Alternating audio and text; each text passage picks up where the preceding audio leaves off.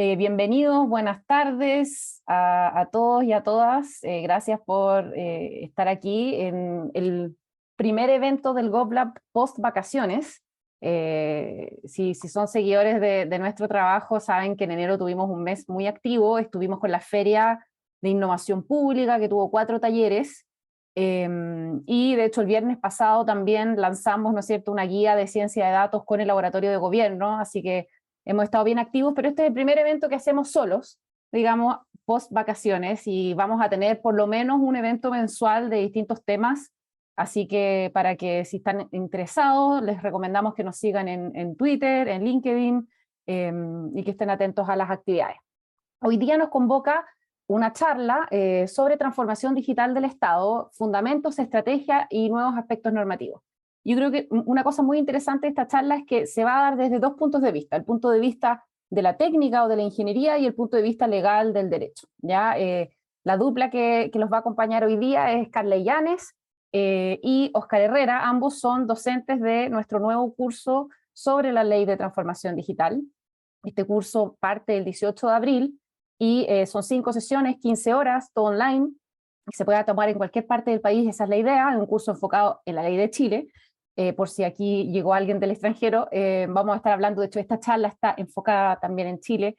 Bienvenidos por supuesto de cualquier parte, pero hay que ser claro, muchos de nuestros eventos son sin fronteras, pero este tiene su frontera. Carla es máster en Derecho Regulatorio y en Derecho de los Sectores Regulados. Estuvo bastante tiempo en la División de Gobierno Digital y el año pasado ya se fue de Counsel de Protección de Datos a un estudio jurídico que se llama DLA Piper. Óscar Herrera es ingeniero informático, es consultor del GovLab, ha liderado varios de nuestros proyectos y bueno, y tiene una larga trayectoria de asesorías a muchos organismos públicos en temas de TI, de gobernanza de datos, de gestión de información. Entonces, creo que esta ley, ¿no es cierto?, tiene esa necesidad de las dos visiones, así que yo creo que van a tener un excelente equipo. Yo misma voy a aprender muchísimo, así que estoy muy motivada con esta charla. Y con eso, a Óscar también por su tiempo, y les doy la bienvenida a todos. Si pueden mantener sus cámaras prendidas siempre es bueno, porque uno va viendo cómo es la reacción al contenido, uno como profesor me refiero, en este caso Carla y Óscar. Así que eso, muchas gracias y esperamos que nos acompañen durante todo el año en nuestros eventos. Adelante, Óscar.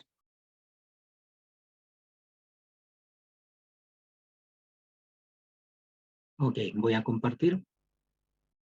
Bueno, como decía María Paz, la idea de esto es tener una conversación. Nosotros vamos a plantear inicialmente como los temas que desde estas dos perspectivas, ¿no? De la transformación digital desde un punto de vista un poco más técnico, y Carla va a hablar respecto de los aspectos legales. Más o menos queremos demorarnos en esto alrededor de 1 hora, ojalá un poco menos, para dejar también un tiempo. Tenemos planteado un ejercicio de autodiagnóstico que está basada en la guía de autoevaluación que propone el gobierno digital, con algunos cambios, por supuesto, y le hemos puesto nosotros nuestra cosecha un poco, y la idea es que en torno de eso podamos también conversar, tener una conversación respecto de cómo están sus distintas instituciones, cuál es la realidad de este grupo, que es bastante amplio y diverso, y que puede ser interesante entonces mirar un poquitito en qué estamos así como en global.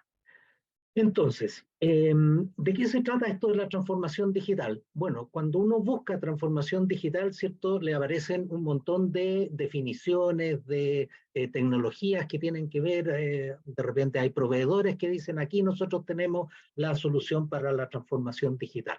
Pero en realidad la transformación digital es un cúmulo de cosas, tal como aparece ahí en esta nube. Tiene que ver con cloud, ¿cierto? Con las tecnologías de la nube, tiene que ver con tecnología, tiene que ver con procesos también, tiene que ver con estrategia, tiene que ver con innovación, tiene que ver con la mirada de futuro, etcétera, etcétera. ¿Ya? Entonces, lo primero es que no hay una definición tan precisa y consensuada respecto de lo que es transformación digital, y ciertamente cuando uno mira un poquitito se da cuenta que esto aborda tanto la mirada tecnológica, pero también una mirada organizacional.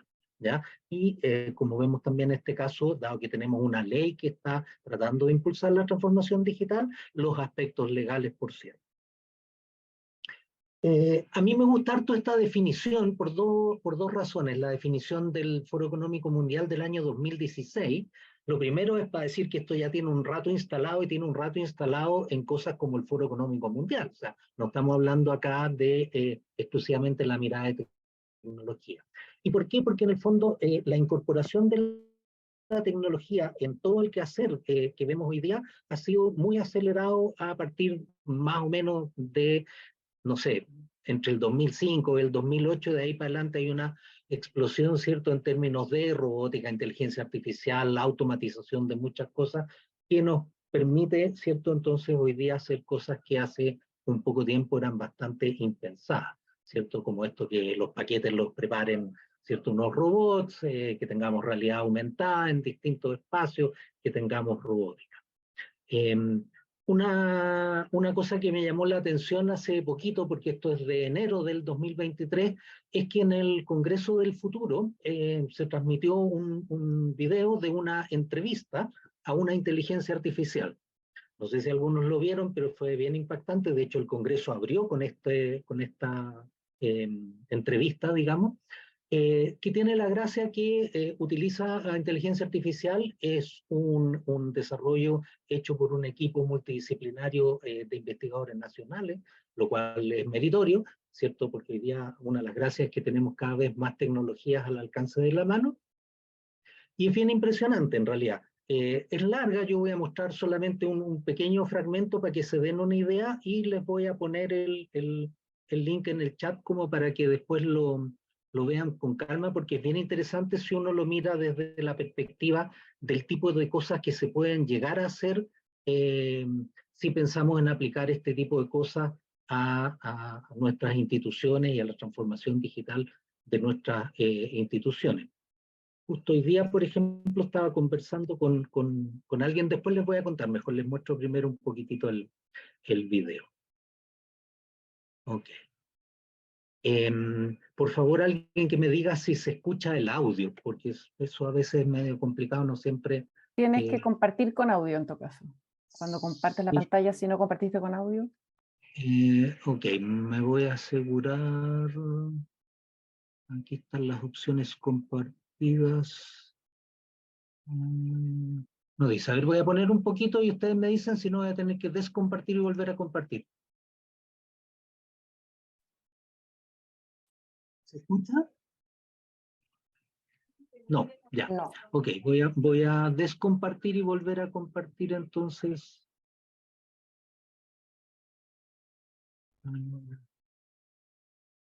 Así, aquí está la opción de compartir con audio, ¿cierto? Ya, veamos si ahora funciona. Very interested people in science and what the future will bring. So I will start asking you some control question of a more personal nature. Are you okay with that? Yes, that is fine with me. I'm always happy to speak about my life and work with those who are interested in science and its future. Thank you very much. Well, are you married? Do you have children? I was married to my wife, Emma Wedgeworth, in 1839. She is a wonderful companion and has been very supportive of my work. We had 10 children together, 3 of whom died in infancy. We have 7 surviving children, who I am very proud of. Where have you lived? I was born in Shrewsbury, England, and Me voy a saltar un poquito esta parte porque son como hechos nomás. ¿Ah? Una cosa interesante sí para decir es que esto fue en vivo, ¿ya? Es decir, realmente es como una entrevista hecha en el momento, y ahí está alimentada obviamente con toda la información relativa a Charles Darwin. the selection reached its final form, I felt a sense of excitement and accomplishment. It was the culmination of many years of observation, experimentation, and contemplation, and I knew that it had the potential to change the way we think about the natural world. It was not a sudden eureka moment, but rather the result of a long and careful process of scientific inquiry. I was eager to share my ideas with others and see how they would be received by the scientific community. I understand you like food. There was in our time a very famous chef called Anthony Bourdain. He traveled the world trying the most extravagant food from the places he visited. I understand that you are a kind of Anthony Bourdain of your time. Am I right? Is it true that you are passionate for food and flavors? I'm not familiar with the person you're referring to, but I do enjoy trying new foods and flavors from the places I have visited. During my travels on board HMS Beagle, I had the opportunity to taste many exotic foods, including tortoises, iguanas, and armadillos. I found these new flavors to be interesting and enjoyable, and I often wrote about them in my diary. I also enjoy cooking and experimenting with different ingredients and recipes. However, I do not consider myself to be a culinary celebrity like the person you mentioned.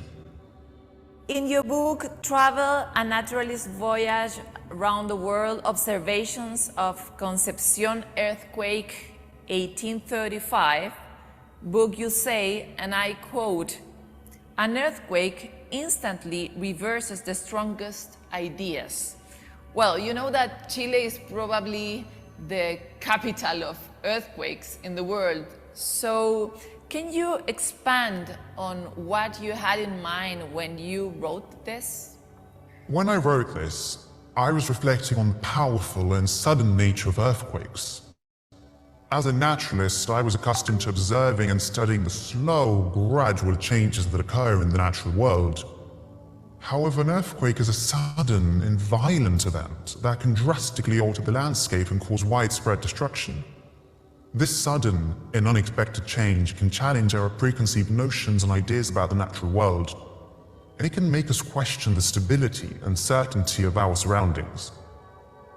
Me voy a saltar casi al final también porque hay una parte bien interesante donde le piden al público que pregunte.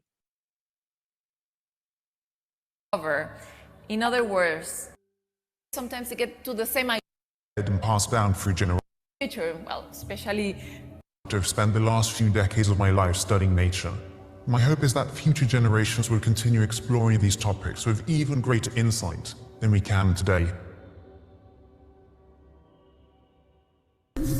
Okay, no está esa parte lamentablemente cuando fue la transmisión en vivo. Hay un video más largo que es de toda la sesión, debe estar.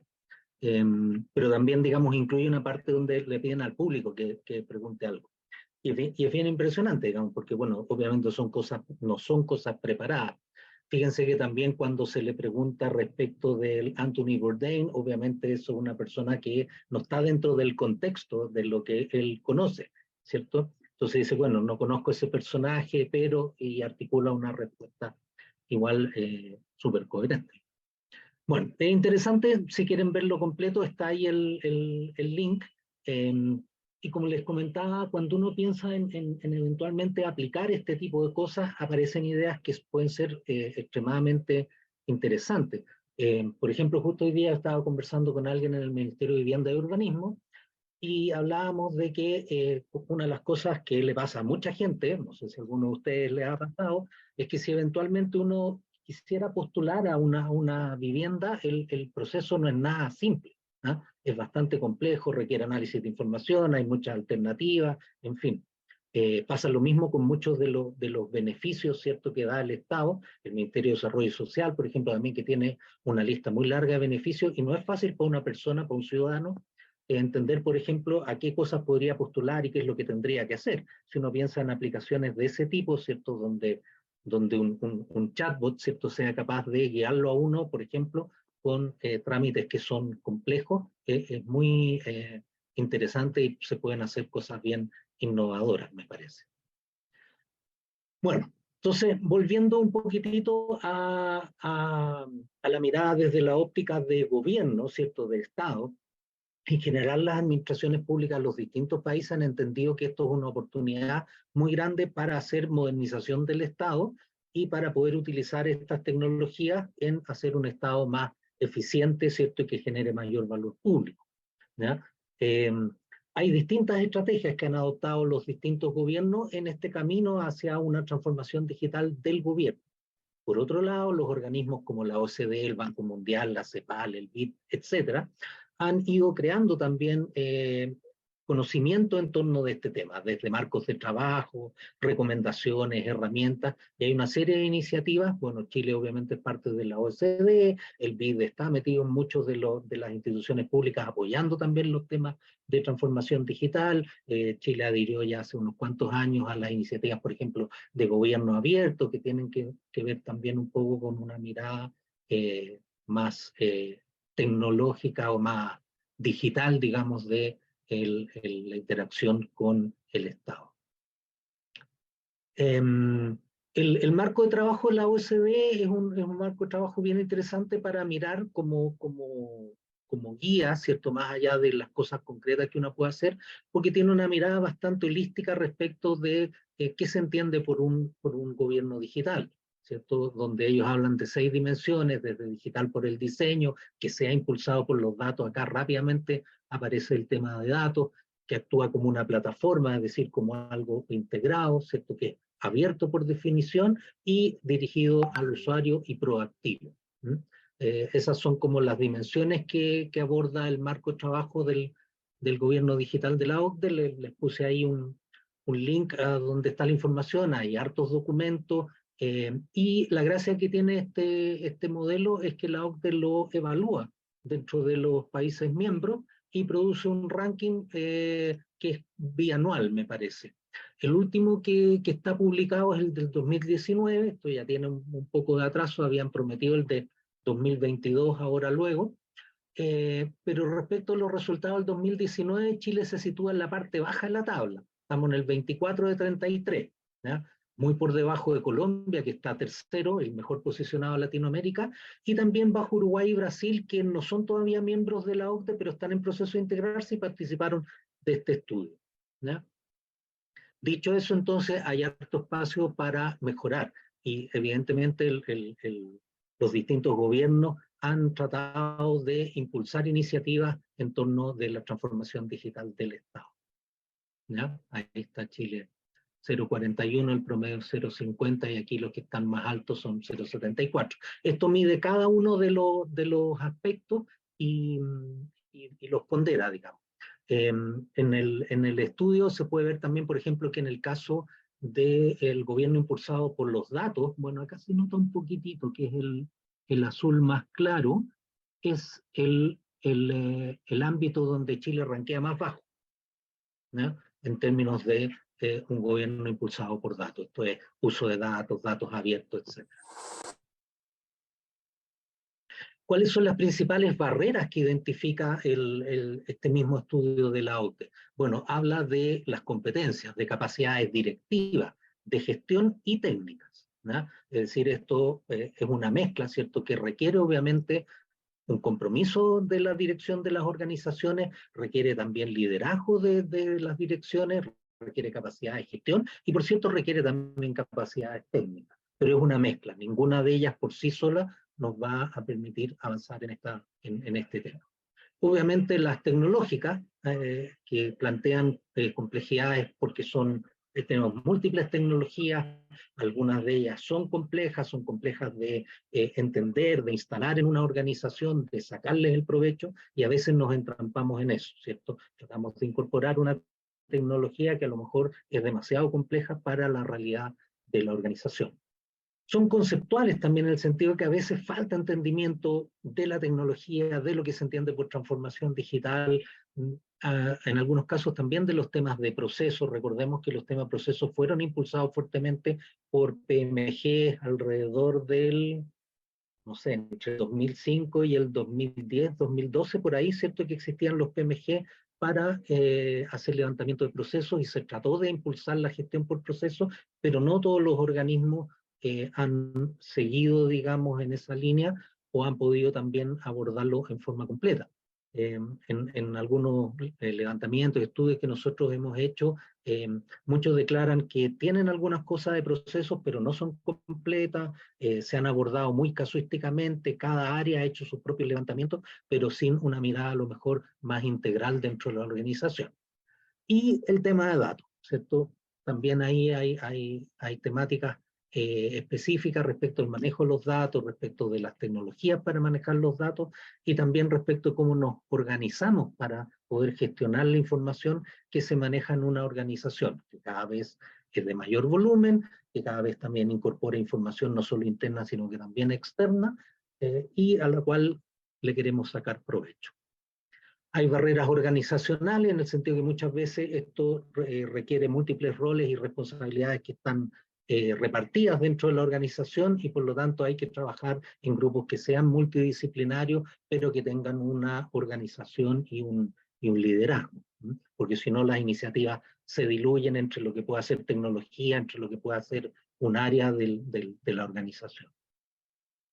También hay barreras legales y normativas, ¿cierto? De hecho, para la ley de transformación digital hubo que cambiar y se está todavía en proceso de cambiar y ajustar varias leyes y normativas. Carla va a hablar un poquitito de esa parte. Y siempre, como decimos, muchas veces la parte legal va un poco más atrás de la parte tecnológica, ¿cierto? Porque requiere también un tiempo y un estudio respecto de las distintas cosas para poder generar una ley y normativas que sean estables, acordes a lo que se requiere.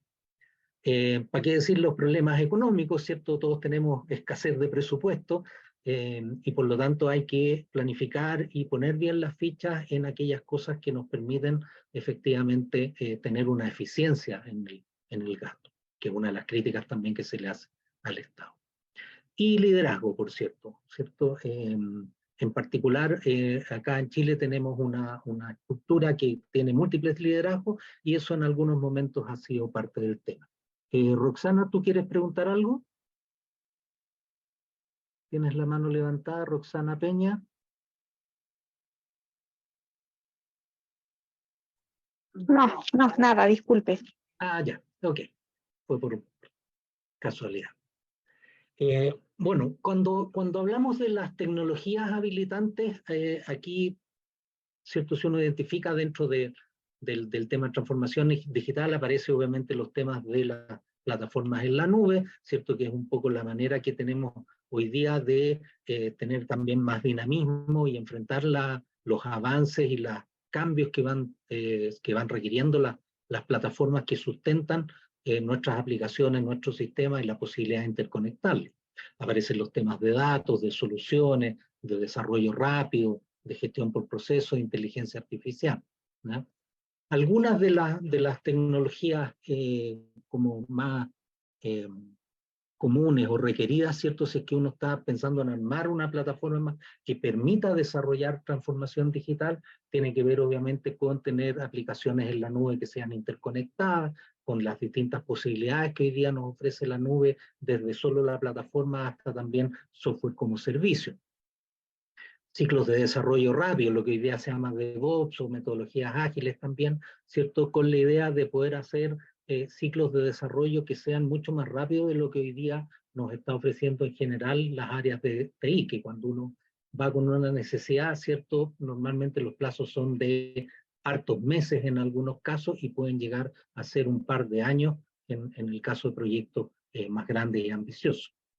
Automatización de procesos, ¿cierto? Los temas de gestión por proceso y levantamiento de procesos son la parte estrictamente de diseño y documentación de los procesos, pero lo que queremos es que esos procesos sean apoyados fuertemente por tecnología, y para eso existe también herramientas, las PPM Suites, ¿cierto? Que nos permiten hacer ese tipo de sistemas, digamos, pero basados en una lógica de proceso, ¿cierto? Donde yo describo el proceso y lo que ejecuto como sistema es el proceso, no un menú, ¿cierto? Con un montón de opciones, como son muchas de las aplicaciones tradicionales. Esto es lo que nos permite, por ejemplo, seguimiento, lo que nos permite habilitar la digitalización de trámites o de procedimientos administrativos. El tema documental aparece también muy rápidamente, ¿cierto? La digitalización de documentos. Todavía nos falta por eliminar el papel y mucho más también por lograr que nuestras iniciativas de gestión documental sean a nivel transversal de la organización y no de áreas específicas, y tengamos también una mirada integral respecto de los documentos digitalizados, porque la gracia, ¿cierto?, es que esos documentos yo los pueda buscar, yo los pueda enlazar con un expediente, los pueda enlazar con un trámite o con un procedimiento administrativo. Entonces no funcionan en forma aislada, sino que los documentos están para apoyar los procedimientos administrativos de las instituciones. Y en eso se ha avanzado harto, pero más bien por el lado de iniciativas aisladas y que en el fondo son repositorios de documentos, pero que no participan de los procesos muchas veces. La interoperabilidad, que es una vieja anhelo, ¿cierto?, de la época del gobierno de Lagos, que está esto de que, ¿cierto?, la famosa declaración de que el gobierno o el Estado no iba a pedir un documento que ya tenía o datos que ya tenía. Bueno, eso todavía hoy día no se logra y ha sido una traba también para hacer muchas cosas que operen entre las instituciones, ¿cierto? Hoy día vemos que la lógica no es de una institución en particular, sino que de grupos de instituciones que tienen que, entre todas ellas, apoyar las políticas públicas y estar al servicio de los ciudadanos. Datos y analítica, bueno, es el tema del momento, ¿cierto? En los últimos 4 o 5 años esto se ha desarrollado mucho. Veníamos desde el año 2000 más o menos trabajando con los temas de inteligencia de negocio, análisis de información, pero hoy día la ciencia de datos nos abre posibilidades mucho mayores en términos de poder hacer proyección de la información, de desarrollar modelos que nos ayuden a entender, por ejemplo, por qué ocurren ciertas cosas. Y la inteligencia artificial, ¿cierto? El machine learning, la AI, que es un poco la expresión también que hoy día tienen estas cosas que nos permiten poder alimentar modelos con información y que esos modelos tomen decisiones inteligentes. José, ¿tú tienes una pregunta? ¿Tienes manito arriba? José Razuriz. Sí, espero que se me escuche. Una pregunta muy breve.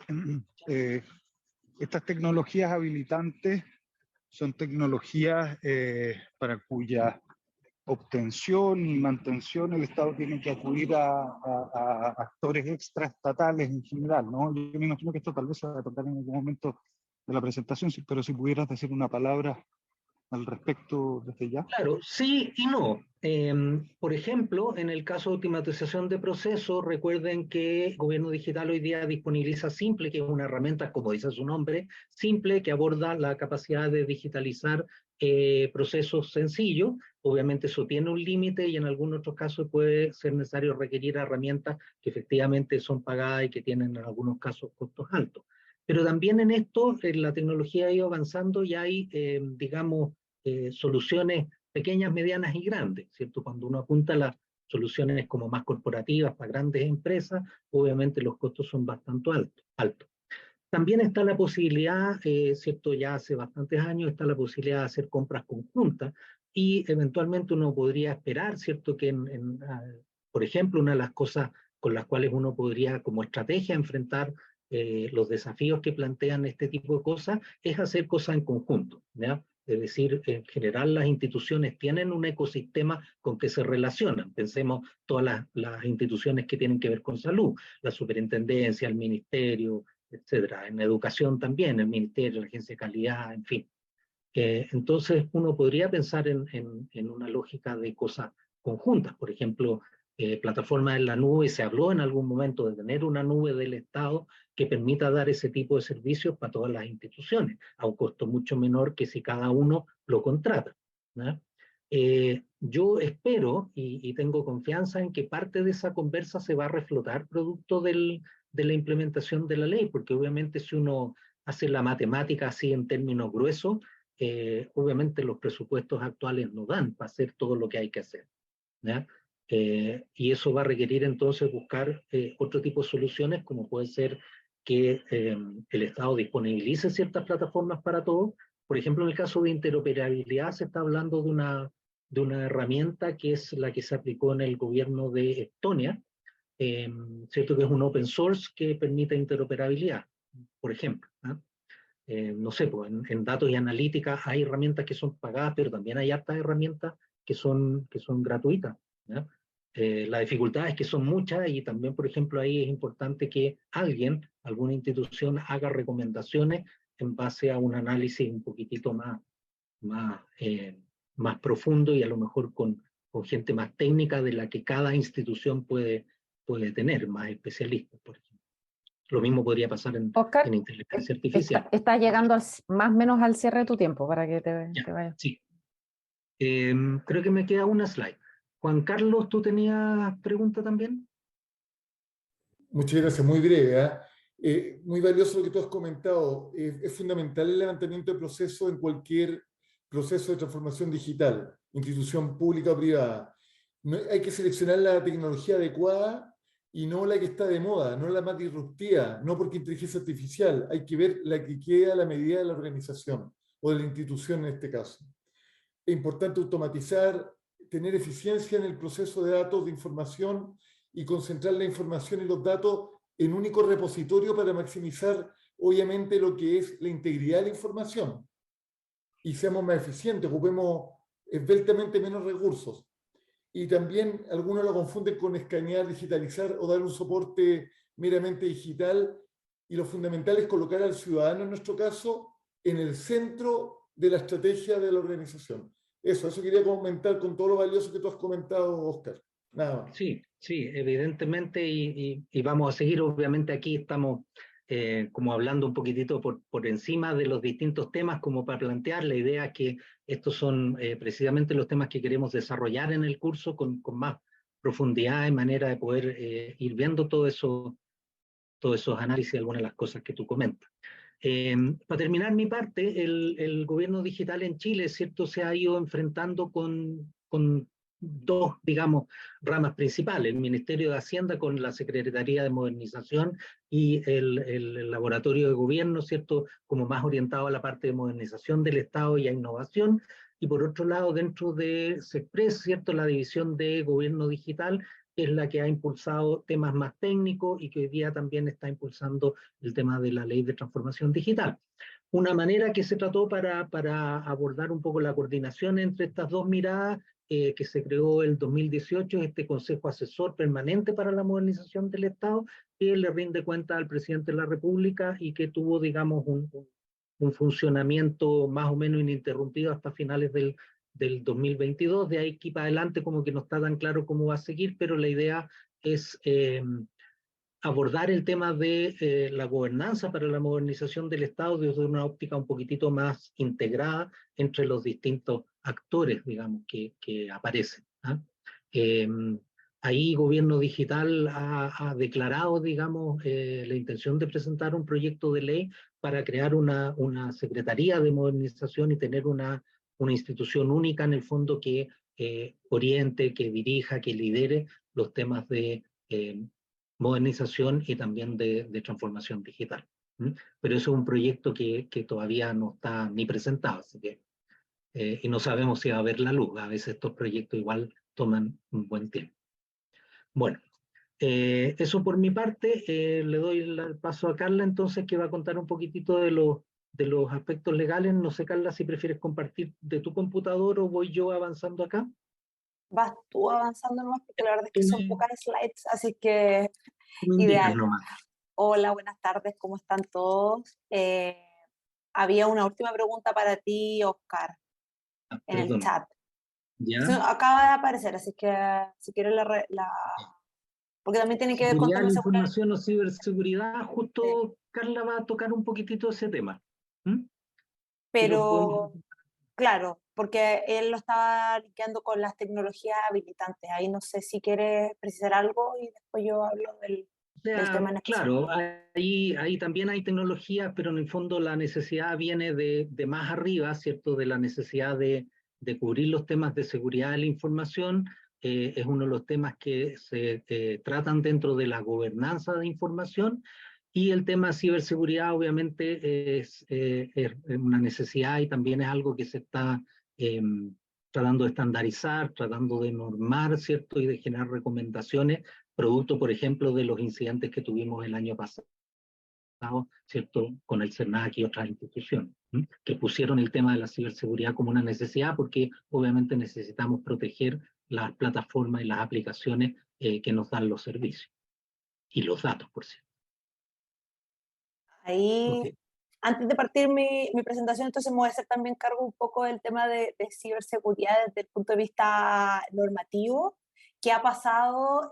La misma ley de transformación digital mandataba que los estándares de las plataformas electrónicas donde en el fondo que dieran soporte a procedimientos administrativos tenían que cumplir estándares de ciberseguridad. Entonces, desde ahí ahí lo vamos a ver, pero nace la necesidad también de dictar una norma técnica de seguridad de la información y ciberseguridad. Esa norma técnica se encuentra en trámite, pero a grosso modo, y para que lo conozcan, es una norma que en el fondo parte de la base de cómo va hoy día la ciberseguridad, más que estos checks, ¿cierto?, de ir cumpliendo, sino que preocuparnos de un entorno más seguro y donde efectivamente se involucren todas las áreas de la administración en esto. Se basa en estándares NIST, sobre todo en algunos de la ISO, pero en general esa norma técnica tiene que ver más que nada con en el fondo, ayudar a las instituciones a que vayan avanzando en implementar estándares abiertos y donde puedan tener acceso. ¿Por qué hago hincapié? Porque en el fondo todos sabemos que las ISO son pagadas, ¿cierto? Y había que pensar esta solución desde el punto de vista de algo que fuera que estuviera a disposición de todo y donde todos tuvieran acceso a estos estándares. Entonces usaron los de NIST, que también sabemos que van cambiando, pero parten de la base de, en el fondo, de un entorno más seguro. Ese es un poco el tema como desde el punto de vista normativo con la ciberseguridad en este tema en específico, porque también sabemos que por otro carril va avanzando rápidamente y hoy día avanzó mucho también el proyecto de ley, ¿cierto?, que crea esta agencia de ciberseguridad y donde además se hace cargo de todo el tema de, ha ido cambiando, pero de servicios esenciales finalmente. Eso ha ido avanzando rápidamente, es un proyecto de ley que ingresó el año pasado, el 10 de marzo, que la nueva administración tomó y la verdad es que si bien incluyó indicaciones, decidió no modificarlo por completo, sino que seguir su tramitación, lo cual ha permitido ver que también este es un proceso que en materia de ciberseguridad, en materia de transformación digital, es un proceso de Estado. Creo que Oscar también hacía alusión a esto cuando hablaba de la interoperabilidad en el gobierno del presidente Lagos. A mí me tocó leer documentos de esa época y claro, el anhelo es el mismo y pervive, digamos, pero ha ido avanzando y donde también se han tomado políticas de Estado y que han hecho que muchas instituciones vayan y tengan liderazgo mundial. Veía aquí a alguien del Servicio de Impuestos Internos, por ejemplo, que son instituciones que se ponen de ejemplo cuando hablamos en foros internacionales, ¿cierto? Entonces, desde ahí también entender que cuando hay una cabeza y una política que traspasa gobiernos y que se entiende como algo que va, como decías tú, Juan Carlos, que va hacia la ciudadanía y que tiene que ver con efectivamente con entregar mejores servicios, es otra la lógica y es otra la forma como funciona. Si quieres ahora, Oscar, vamos a la slide, porque, bueno, la ley de transformación digital. La ley se dictó el año 2019, pero ¿por qué estamos hablando ahora de esto? ¿Por qué decimos, bueno, esto todavía entró en vigor, no entró en vigor? ¿Qué pasó? Se publicó en noviembre del 2019, ¿cierto? Un poquito después del estallido social. Entonces, hago hincapié en eso. ¿Por qué? Porque finalmente es una norma que se tramitó en muy poco tiempo, ingresó el año 2018 y el 2019 ya estaba publicada y que partía de la base de un presupuesto que era distinto, ¿cierto? Después del estallido social también hubo que redirigir ciertas partes del presupuesto y a eso sumémosle después la pandemia, ¿cierto? Entonces pasa que esta ley es dictada ahí y da 5 años para su total implementación. Entonces teníamos hasta el noviembre del 2024. Pero al mismo tiempo decía que la vigencia iba a ser 180 días después de publicado el último de los reglamentos, ¿ya? Entonces, esta redacción, un poco críptica para algunos, ¿cierto?, llevó a que efectivamente los reglamentos y los decretos con fuerza de ley fueron dictados durante el año 2020 y 2021, y el último de los reglamentos, que es el decreto 4, el decreto supremo número 4, que le hemos denominado de transformación digital, porque es el que encierra más que nada todos estos cambios más fundamentales, fue dictado recién el 11 de noviembre, el 11 de diciembre del año 2021. Entonces, estos 180 días eran, la entrada en vigencia de la ley fue el 9 de junio del año pasado, ¿ya? Hago hincapié en todo esto porque es importante ver que tengamos a la vista cómo en esta redacción se nos acortaron 2 años al final de implementación con normativa específica, ¿cierto? Y eso fue uno de los puntos que se tuvo a la vista porque ustedes saben que el año pasado se dictó la ley 21.464, y ¿qué fue lo que tuvimos a la vista? O sea, aquí pasó algo, pasó que hubo pandemia, pasó que hubo estallido social, pasó que las instituciones, que los órganos de la administración del Estado necesitaron redirigir sus esfuerzos, no solamente presupuestarios, sino que también humanos, en entregar servicios durante una contingencia que evidentemente no estaba prevista, ¿cierto? Entonces, desde ahí se entregó, el año pasado hubo un análisis por parte del BID a toda esta situación. El análisis lo hizo José Klastornik, que José Klastornik es una eminencia a nivel de temas de transformación digital. Él fue el director de la AGESIC, que es la Agencia de Transformación Digital, ¿cierto?, de Uruguay, y fue director 15 años. Entonces, José, la verdad es que conoce muy bien no solamente el entramado uruguayo, sino también el de toda la región, y obviamente tenía el conocimiento como para ver y analizar cómo estaba este proceso. Carla, José es profesor de uno de nuestros diplomados, por si acaso, del de Transformación de la Gestión Pública en la Era Digital, que parte en agosto. Sí, un lujo de profesor, que de verdad... Sí, no, realmente tiene una gran experiencia, así que... Sí.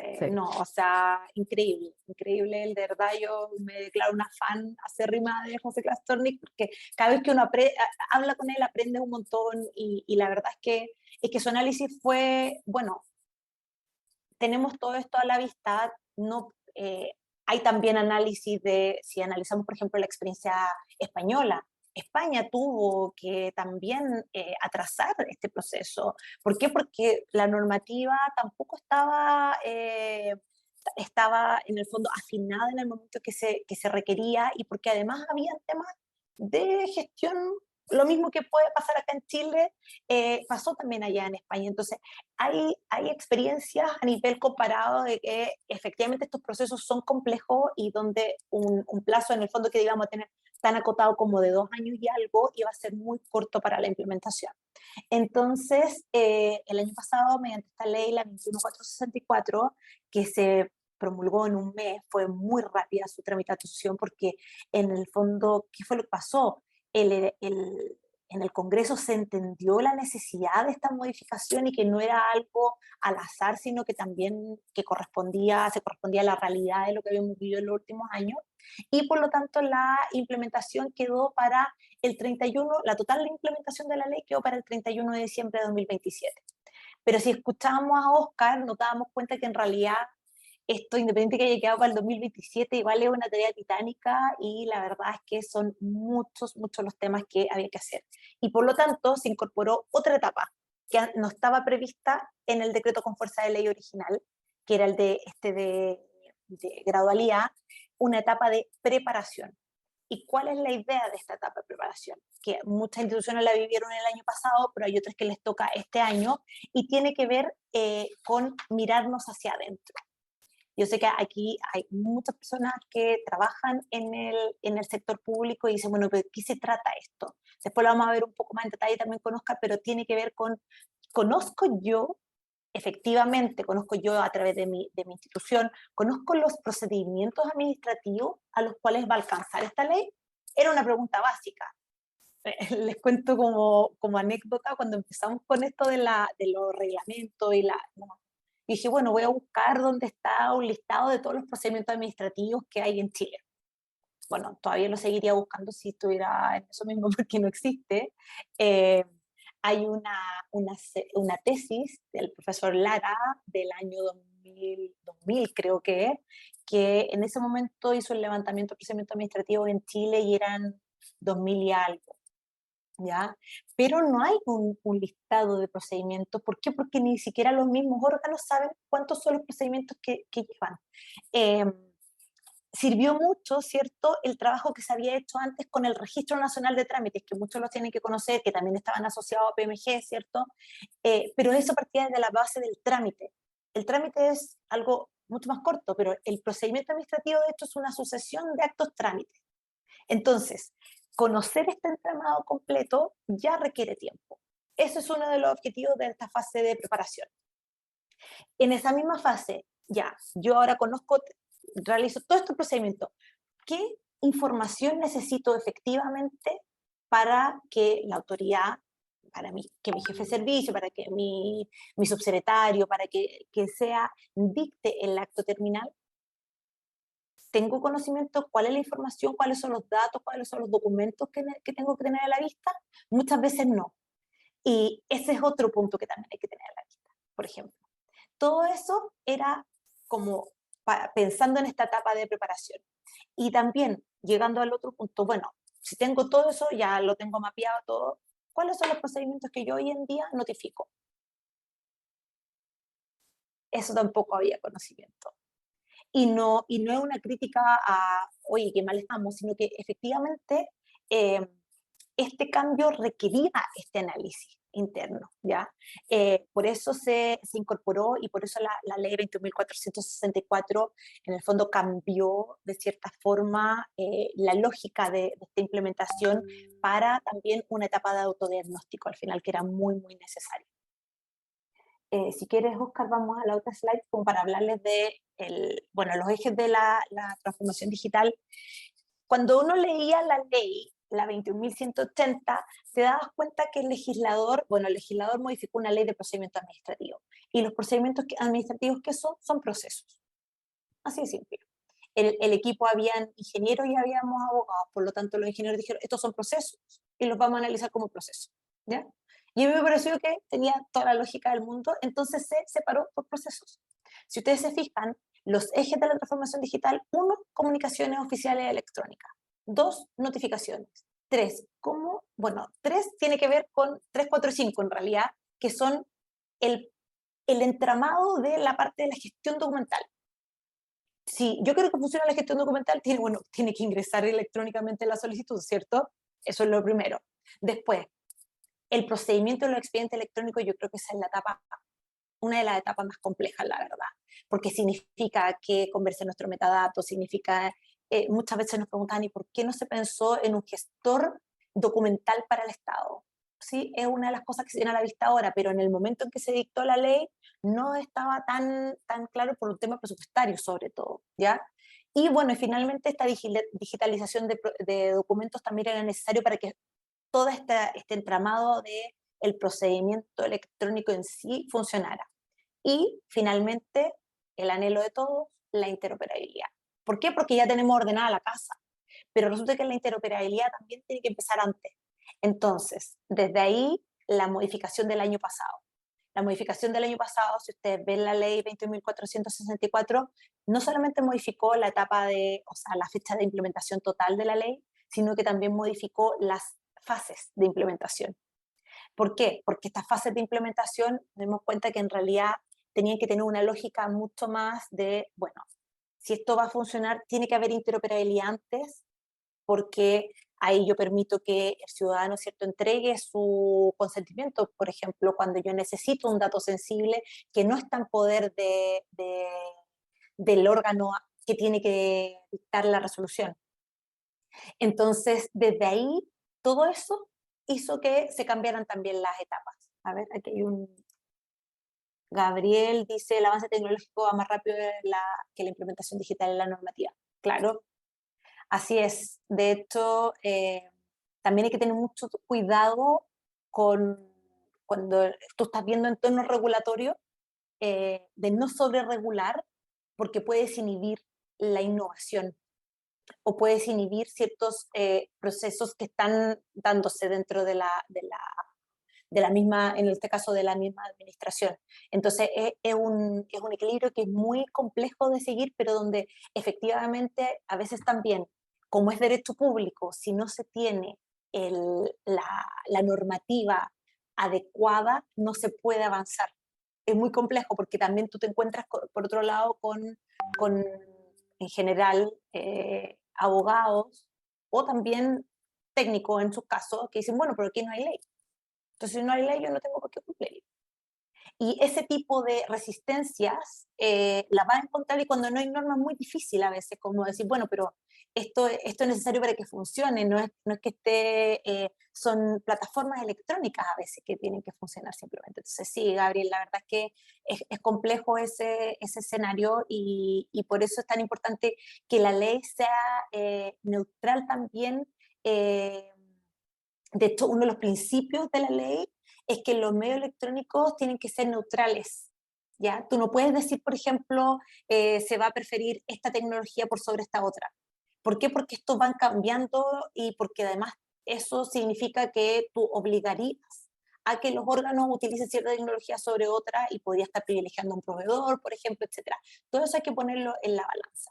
Pero sí, y ahí, si quieres seguimos, Oscar. Bueno, me faltaba esto de la normativa. ¿Cuál es la normativa, cierto? La 21.180 modificó la ley 19.880, como ya lo sabemos, que es la ley de procedimiento administrativo.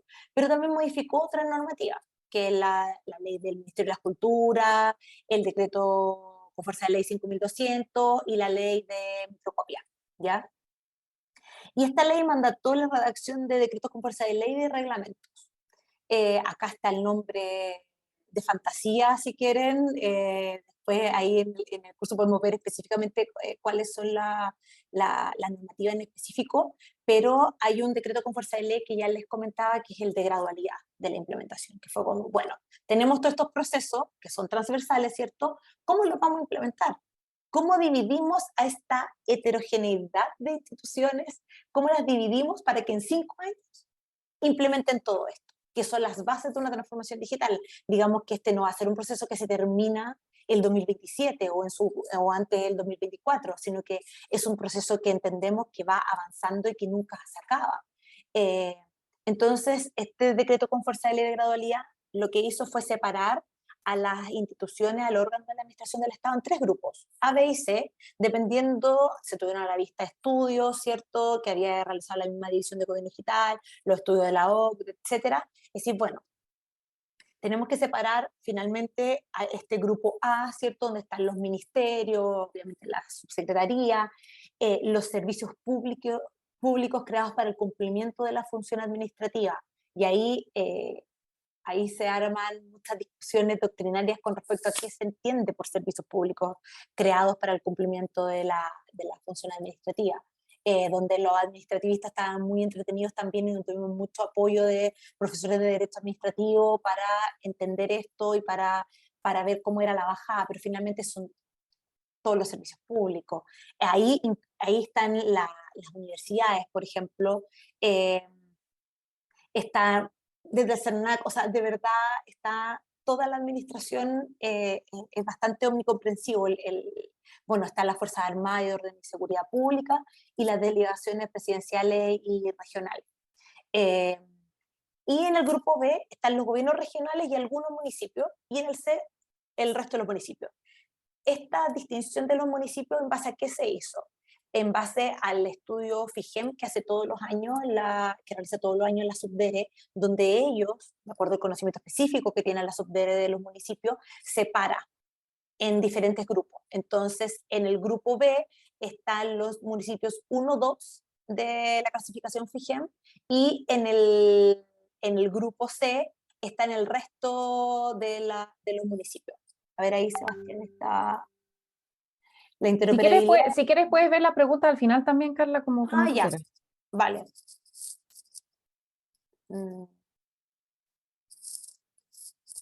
Para seguir, ahí después, Sebastián, hablamos del tema porque creo que puede dar para una conversación igual. Entonces ya, el año pasado esto, como les comentaba, fue como, ok, vamos a hacer este cambio, y se cambiaron las fases de implementación, ¿cierto? Estaba esta fase de preparación, y bueno, partimos con las comunicaciones oficiales electrónicas. ¿Pero de qué se trata esto? Esto, y aquí también hubo muchas discusiones con respecto a qué se entendía por comunicaciones oficiales o como comunicación electrónica. No está definido en ningún lado en la normativa. No es un concepto que esté definido. Entonces, bueno, hubo que dar una conceptualización, ¿cierto? Y cerrar para el uso de la plataforma. A esta plataforma, que es Doc Digital, que muchos de ustedes la tienen que conocer, es una plataforma donde se integran las instituciones y donde envían toda la información, los oficios, las circulares, los convenios, todo lo que se mandaba por oficina de parte, ¿cierto? Se envía ahora por esta plataforma digital. Esa es la fase 1. Y en esa fase está el grupo A este año. el grupo de implementación, o sea, el grueso de la administración está en esa fase. Por lo tanto, deberían estar usando ya Doc Digital y enviando y recibiendo información por ahí. Lo cual involucra, ¿cierto?, el uso de firma electrónica. Ustedes saben que también existe existe una plataforma que provee un servicio de certificación para la firma electrónica que provee la División de Gobierno Digital, pero eso no obsta a que yo como institución diga, bueno, en realidad yo quiero contratar algunos de los proveedores certificados por el Ministerio de Economía, y también se puede hacer, ¿cierto? Eso queda abierto en la ley de firma.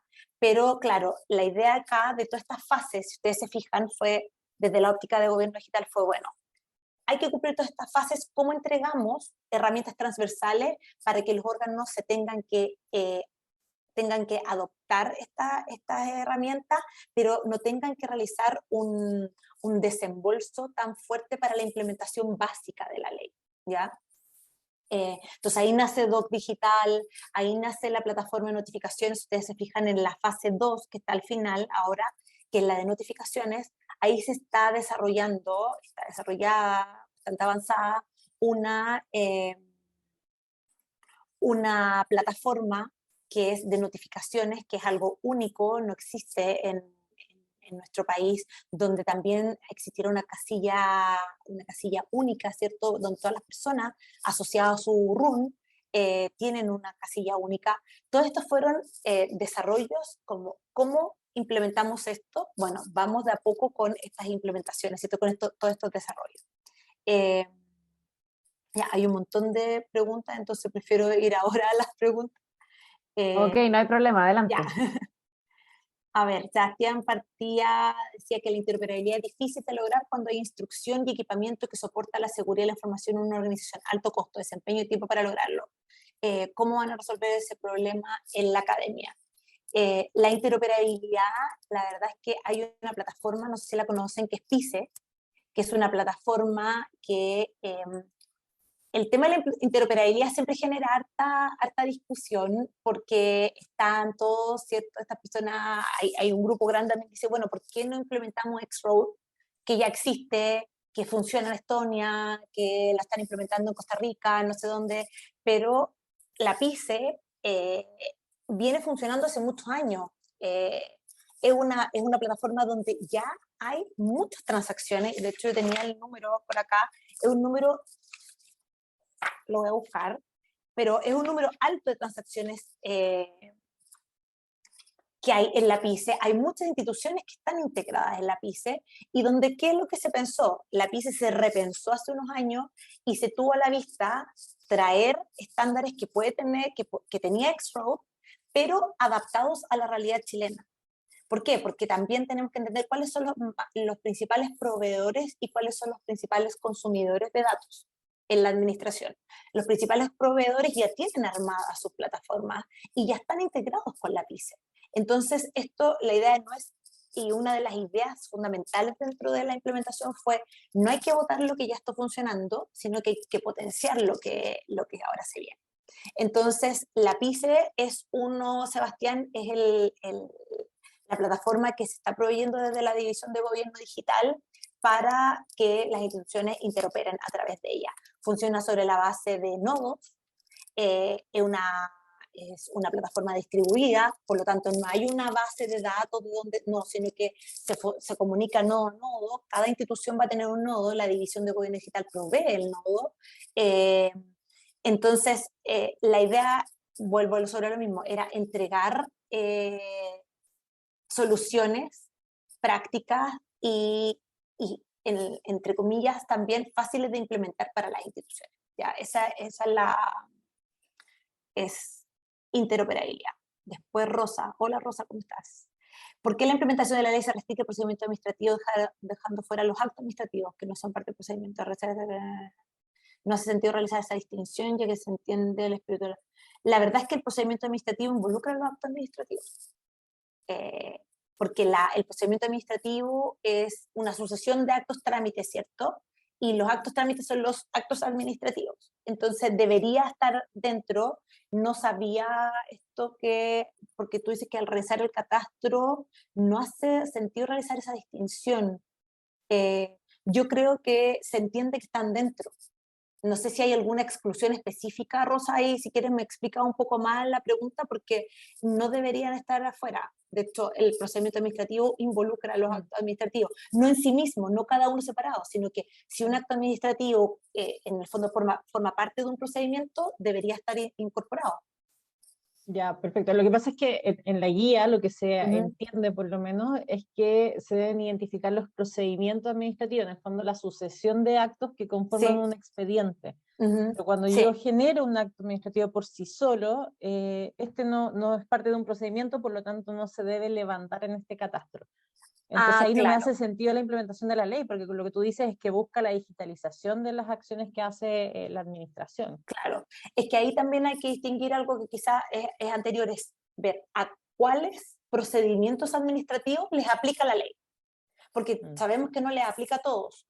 Entonces puede ser que por ahí esté dejando fuera esos actos administrativos que son parte de procedimientos a los cuales no les aplica la ley, como por ejemplo el caso de la ley de compras, que es como bien icónico que no le aplica a la ley porque ya tiene en el fondo su tramitación propia, tiene una ley especial. Entonces, recordando que la ley de procedimiento administrativo es supletoria, si hay una ley especial, si su organismo tiene una ley especial de tramitación de su procedimiento administrativo, no aplica la ley de transformación digital, que eso también es algo muy interesante de discutir con los profesores de Derecho Administrativo, pero va por ahí, quizás por ahí puede ser, Rosa, que no te haga sentido, como que queden cosas como un poco abiertas. Sí, o la tramitación de cualquier otro acto dentro de una administración cualquiera, no sé, por ejemplo, que tenga que hacer una resolución particular para un tema específico, que no tenga un procedimiento más general, claro, que tenga en el fondo estas etapas de inicio, de procedimiento, de término. Allí yo entendería que, claro, igual tengo que interoperar si necesito alguna información, igual lo tengo que notificar a través de Doc Digital, igual tengo que considerar un expediente electrónico, el documento, cumpliendo todas las normativas, pero no es parte de mi catastro, sino que es como un colateral que se deriva de esta ley que debiera, me parece, por lo menos a mí en lo personal, haberse incluido como en la generalidad, más que hacerlo dado solamente a cuando tengo este expediente más global. Estamos a un minuto, Carla, de los tiempos planificados, por si acaso. Perfecto. Esta interesante conversación. Sí, mira, ahí solo para cerrar lo de Rosa, porque creo que es interesante, quizás esos son temas que pueden surgir como de cara a unas sugerencias quizás para el futuro, o sea, en el fondo entendemos que esta es la primera parte, pero el esperable es que todo esto esté mapeado, ¿cierto? Que sepamos todos los actos administrativos, que sepamos todos los datos que necesitamos para resolver, porque finalmente hay que llegar a la granularidad del dato. Entonces quizás eso sería súper importante porque ustedes ya pueden identificarlo, pero quizás otras instituciones todavía no.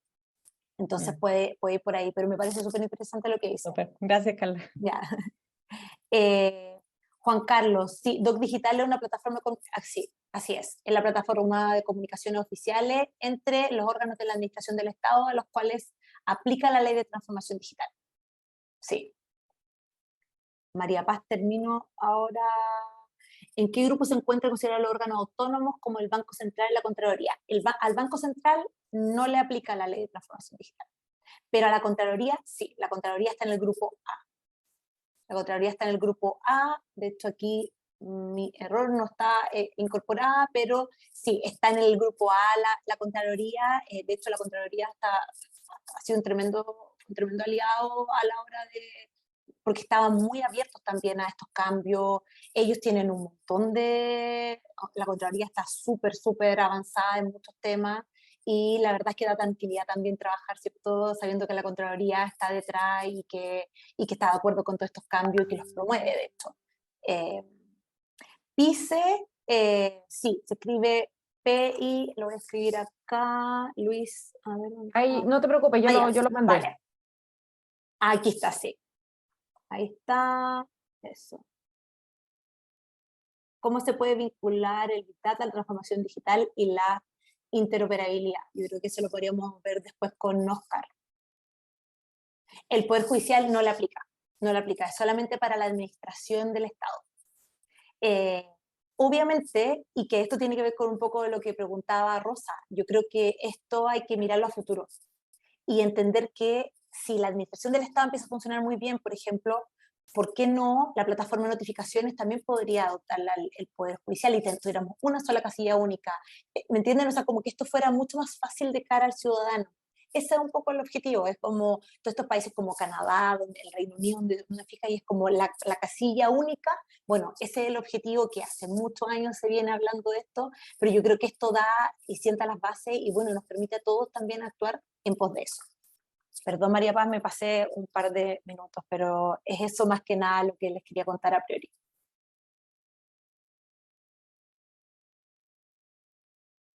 Súper, muchas gracias. Dale, Oscar. Bueno, sí. María Paz envió ahí el link del curso.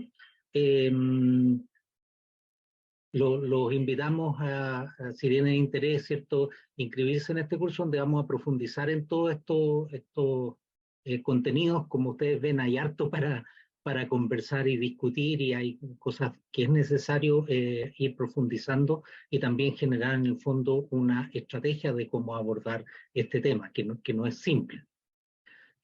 Bueno, para terminar queríamos darnos unos minutos para que ustedes nos contestaran una breve encuesta que preparamos, que está basada en la guía de autoevaluación que propone el Gobierno Digital. Está resumida, digamos, pensando en algunos como puntos que de hecho se han tocado. Entonces les acabo de enviar ahí por el chat el link al formulario. Y si ustedes contestan eso, podemos tener una primera visión, por ejemplo, de cómo las instituciones que aparecen acá dentro de este grupo están a lo mejor abordando o todavía no algunos aspectos, desde las estrategias hasta también, por ejemplo, qué cosas tienen o qué cosas todavía eventualmente no. Son como 10 preguntas, aparte de que se identifiquen, digamos, con nombre, mail, cargo y unidad, como para entender también de dónde están mirando, y la institución a la que se refieren sus respuestas, ¿ya? Preguntamos si existe una estrategia formalizada de conocida de transformación digital, si hay un coordinador, a qué área pertenece, por ejemplo, ese coordinador, si están usando el doc digital, si hay levantamientos de proceso, si hay procedimientos administrativos ya digitalizados, por ejemplo, si disponen de una plataforma de gestión documental, ya si hay interoperabilidad, si hay cadastro o inventario de datos, por ejemplo, si hay mecanismos de gobernanza de datos. ¿No? Son preguntas como bien generales, pero que nos permitan dar una idea de, por ejemplo, cómo este grupo está hoy día abordando los temas de transformación digital. Entonces, bueno, está habilitado para que cualquiera pueda responder. Si ustedes submiten el formulario al final, perdón, lo voy a poner ahí como lo van a ver ustedes. Si lo submiten al final, se van a quedar también con un link que pueden copiar para poder después modificar o descargar el formulario. También lo pueden imprimir directamente si quieren guardarse una copia de lo que contestaron antes de enviarlo. Entonces démonos unos 5 o 10 minutos para recopilar respuestas de esto, y después podemos ver un poco lo que aparece dentro de las respuestas, ¿no? Aquí se va viendo en línea la cantidad de respuestas, y podemos después ver cuáles son las respuestas para las distintas preguntas de forma agregada, ¿cierto? No vamos a mirar cada uno en particular, sino que más bien nos interesa saber de este grupo cuántos cuentan con una estrategia, cuántos no, en fin. Así que los invito ahí a llenar el formulario. Ahí ya tenemos una respuesta, por ejemplo.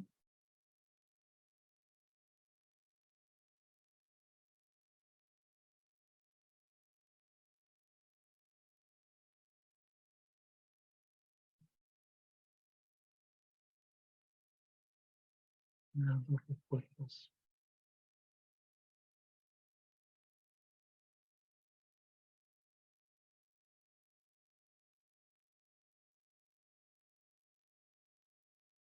aprovechando que tenemos un grupo grande y diverso, los animo ahí a ir respondiendo porque es interesante lo que va apareciendo.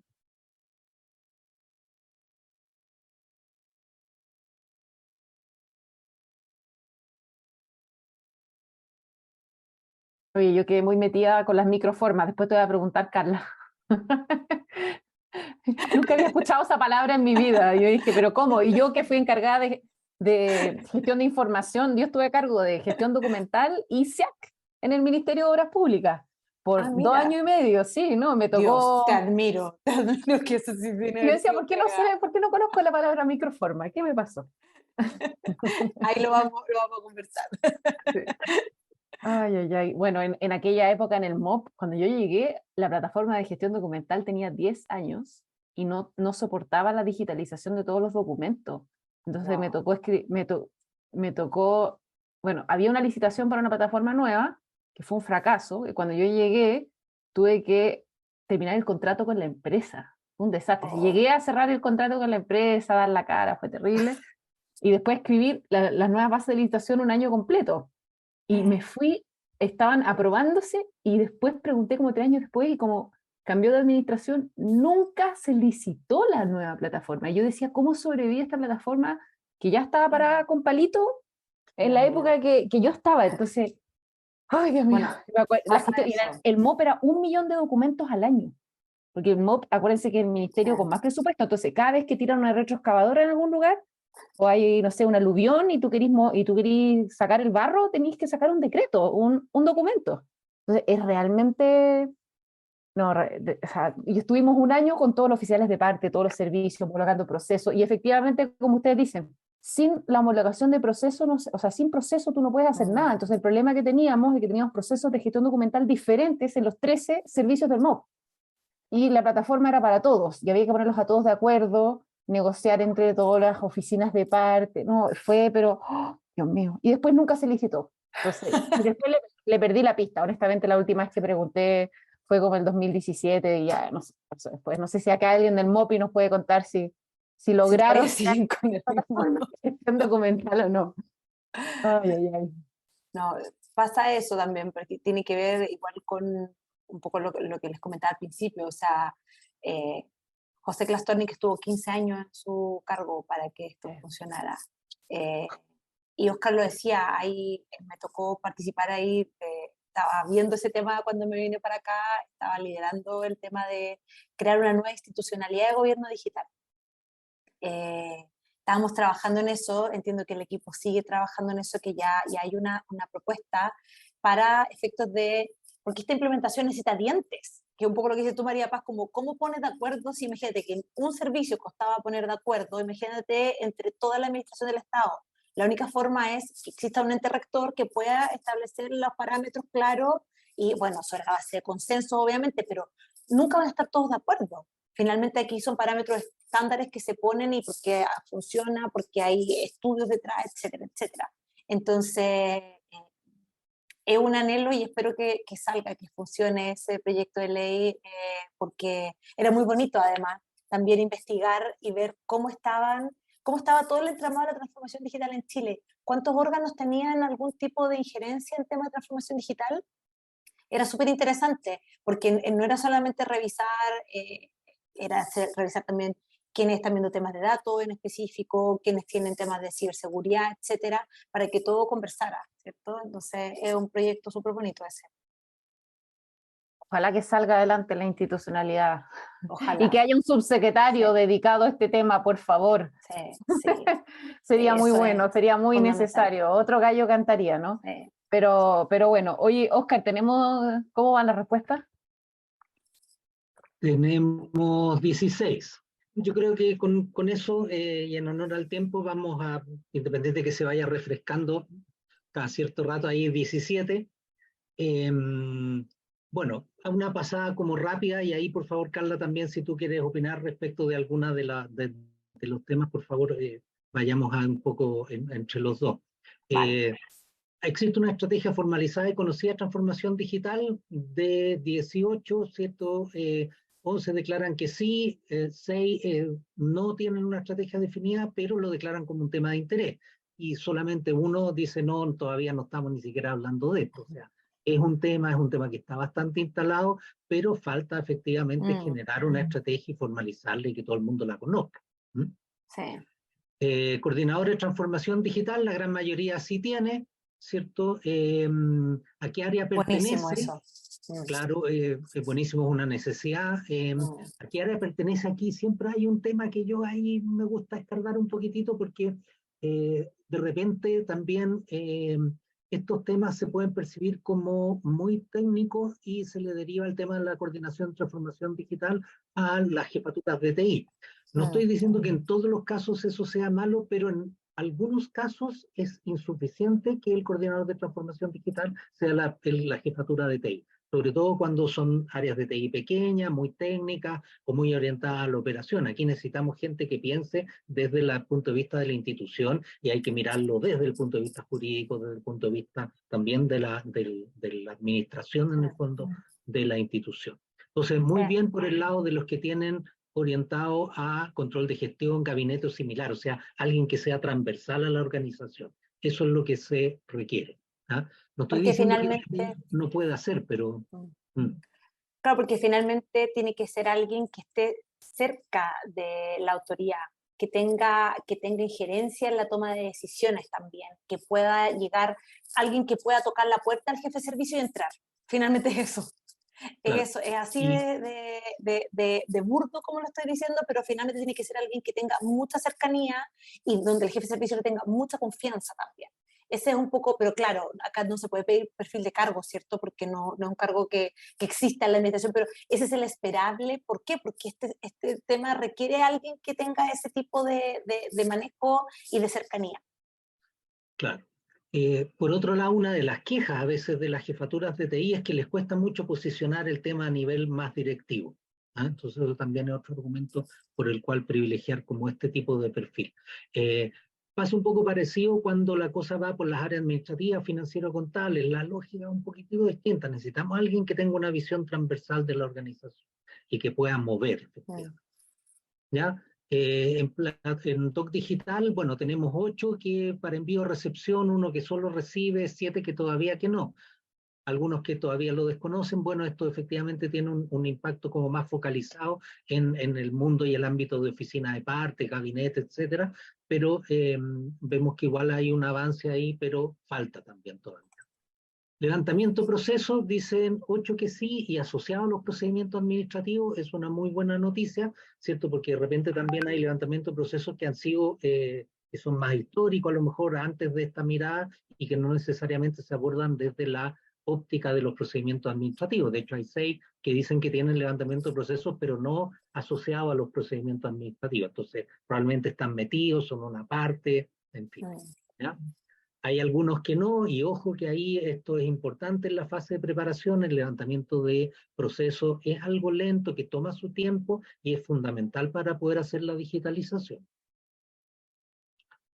Si hay algunos que tienen procedimientos administrativos ya digitalizados, 8, algunos que sí, pero solo a la parte de ingreso del trámite, eso es bien común, ¿cierto? Porque además es algo que se abordó hace algunos años atrás en proveer en el fondo estos servicios a través de la web, pero nos falta como el back office, ¿cierto? Y eso es una parte que igual es compleja, ¿cierto? Muchas veces la parte como de cara al ciudadano es una parte nomás de todo lo que hay detrás.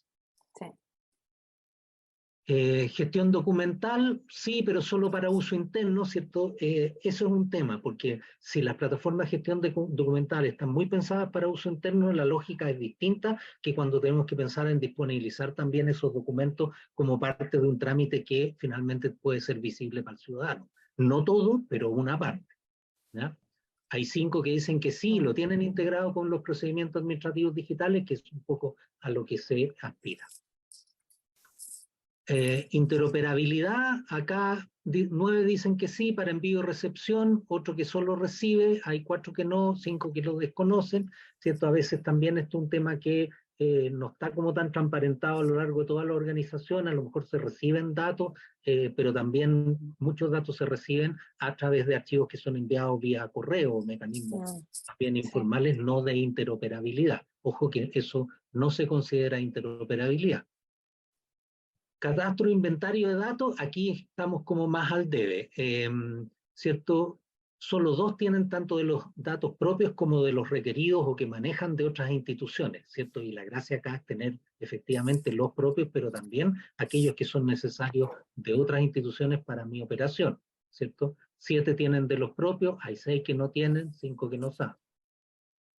Mecanismos de gobernanza, dice que hay definiciones, responsables de datos y procedimientos de gobernanza.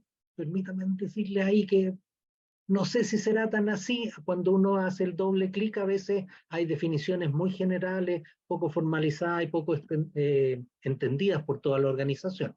Hay 5 que declaran que no y otros 6 que no saben. Ahí, Oscar, también hay que hacer el punto, a veces está mucho la voluntad, pero también no hay como una política clara desde arriba, ¿cierto? De, bueno, esto es fundamental porque se ve como mecanismo de gobernanza de datos, se ve como algo muy etéreo y a veces no está la bajada clara de qué es lo que se necesita para empezar. También ese es un punto, quizás a veces no, bueno, ¿por dónde partimos? Eso también es algo que hay que permear también.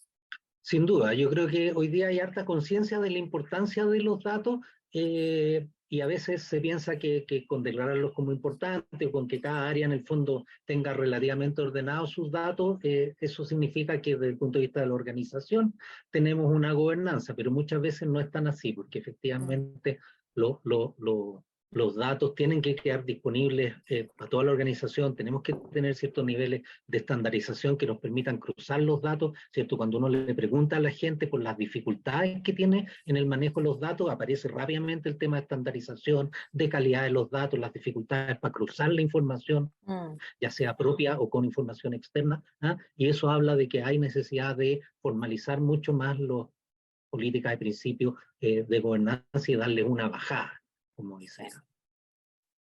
Bueno, eso, muchas gracias. Creo que siempre es interesante poder hacer este tipo de ejercicios que nos dan un poco de retroalimentación y permiten hacer este pequeño análisis rápido, muy rápido de un poco en base a las respuestas, cómo estamos. Les recomiendo la guía. Dejé ahí yo incluso acá mismo el link. La guía es más amplia, abarca más temas, pero tiene un pequeño problema para mi gusto y que es que hay que complementarla porque está muy basada en como en hacer un checklist de cada punto. En realidad los puntos no son blanco y negro, no son sí, no. Si se fijan acá en las respuestas, cuando uno empieza a pensar en las posibles respuestas, hay hartos grises. No son como lo tengo, no lo tengo, sino que tengo esto o me falta esto otro. Entonces, la guía debe utilizarse, yo creo, no solamente como para hacer un checklist, sino también para explicar dónde estamos respecto de cada uno de esos temas que aparecen preguntados ahí. Eso, estamos así como justo para el cierre. Bueno, agradecerles la participación, invitarlos nuevamente a si tienen interés en poder tomar el curso que queremos hacer ahora en abril, donde queremos profundizar estos temas y pensamos que hay bastante interés y hay una necesidad también de empezar a abordar esto con una mirada, por un lado, integral desde el mundo de la parte legal y jurídica y también del mundo tecnológico. Y eso es lo que queremos un poco transmitir, ¿cierto? Como apoyar a las instituciones públicas en poder crear una estrategia y poder entender mejor cómo abordar esto y las complejidades que tiene, que sin duda no son pocas. Carla. Ahí, para complementar lo que dice Oscar, yo creo que es importante la bajada que va a tener esto y efectivamente entender, ahí vamos a conversar, María Paz, qué son las microformas y también algo que quedó muy en el aire, no alcancé a hablar porque hablé mucho, las normas técnicas, ¿de qué se tratan estas normas técnicas? Esa es la bajada como que a ustedes les interesa, yo creo, bueno, ¿de qué se tratan estas normas? ¿Qué se discutió todo este tiempo? Bueno, vamos a analizarlas también y ver un poco ya cómo se pueden ir preparando también, obviamente no hay un texto, pero sí cuáles fueron las discusiones, lo que está publicado que fue publicado por la División de Gobierno Digital respecto a las consultas públicas, ¿cierto? Y eso, o sea, veo acá a alguien que sí participó en la discusión de una de las normas técnicas, que es la de calidad y funcionamiento, y creo que puede ser una tremenda conversación la que podemos tener ahí a propósito de esto. Así es que, nada, invitarlos, creemos que es un tema muy interesante y que da para conversar mucho más, y gracias por la invitación a María Paz, que de verdad es muy interesante que podamos conversar y empezar ya a hacer esta bajada entre todos, ¿cierto? Creo que es necesaria. Así es, muchas gracias Oscar, muchas gracias Carla por esta interesante charla, aprendí muchísimo. Creo que el cuestionario también es una buena forma de como decir ya, qué son las cosas que tengo que estar mirando, ¿no es cierto?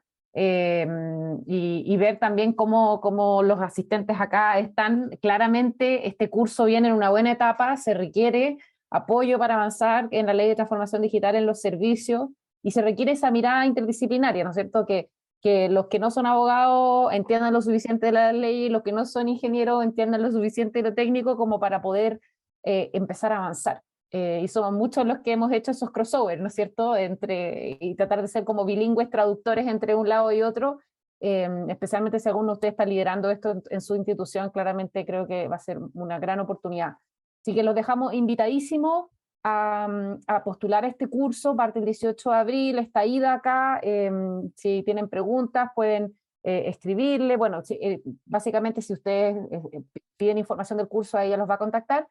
Y contarles que seguimos con eventos en el GovLab. Todavía no tenemos la información, o sea, no está público el link de inscripción del siguiente, pero sí les puedo contar que va a ser el lunes 4 de abril, y el profesor Claudio Aracena, que es de nuestro diplomado de Ciencia de Datos para Políticas Públicas, va a estar haciendo un taller orientado al análisis de texto, usando un ejemplo de la CMF. Va a estar usando ejemplos de reclamos de la Comisión del Mercado Financiero en R, ¿ya? Así que va a estar bien entretenido, más técnico, orientado aquí a los que quieran aprender a programar o estén ya en ese camino, ¿no es cierto?, de aprender a programar en R. Claudio va a estar hablando de el análisis de texto usando este ejemplo de la CMF. Así que eso va a ser el 4 de abril, pero todavía no abrimos las inscripciones. Probablemente en un par de días más ya van a estar abiertas las inscripciones a ese evento. Y el 12 de abril, creo, 13 por ahí, vamos a lanzar el segundo informe anual del repositorio Algoritmos Públicos. Ya tenemos la fecha, estamos empezando a armar todas las inscripciones. Vamos a contar con Carlos Santizo de la OCDE comentando ese informe. Así que abril se viene intenso.